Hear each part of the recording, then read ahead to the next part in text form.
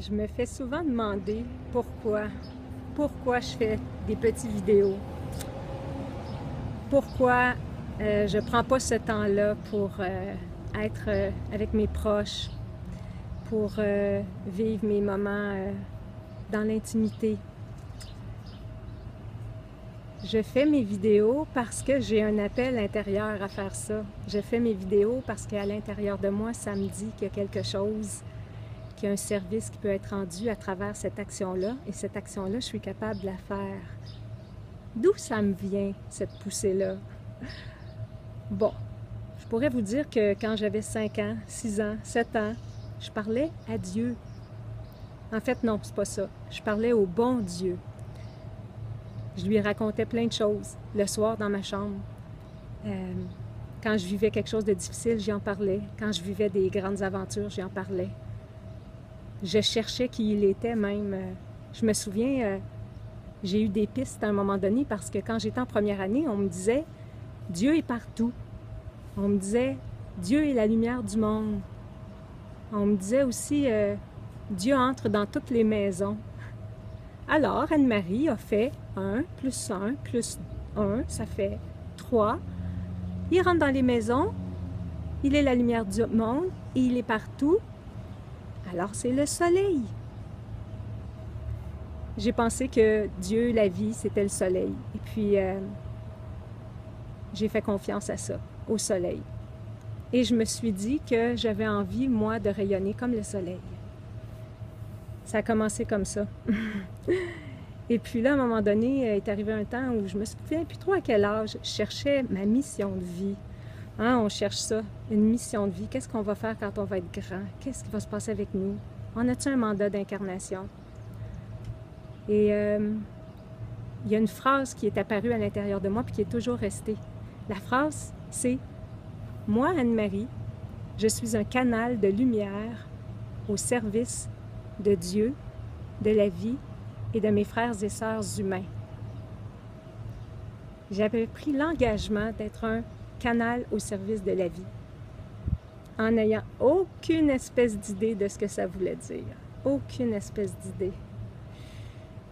Ce que je comprends aujourd'hui, c'est que pour arriver à être un canal au service de la vie, j'ai dû commencer par traverser la vie.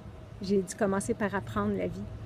Alors, j'ai vécu très intensément pendant plusieurs années, une famille, des enfants, une quête spirituelle, du travail, de la survie, du bonheur, de la tristesse, de la douleur, des joies, des peines. Et à un moment donné, arrive la cinquantaine et, hop, les portes s'ouvrent pour que je puisse avoir une ouverture qui m'amène à pouvoir être en service dans quelque chose qui me ressemble complètement. Les vidéos actuellement me ressemblent complètement.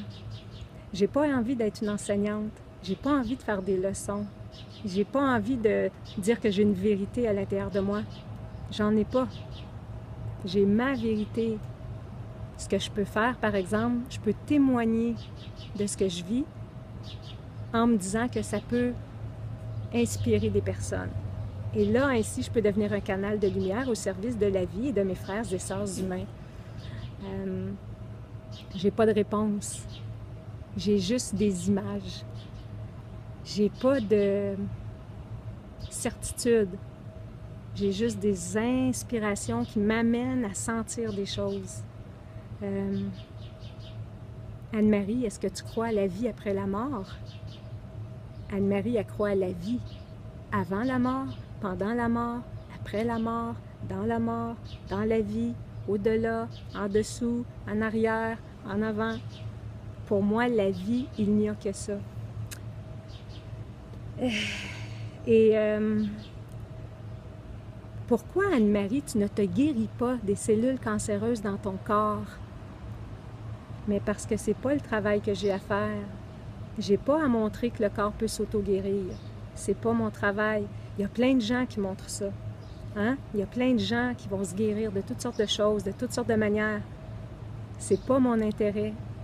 Moi, je suis intéressée à montrer que dans la mort, il y a la vie. Alors, pour montrer que dans la mort, il y a la vie, j'ai à prendre un chemin qui m'amène vers l'expérience de la mort, en son temps.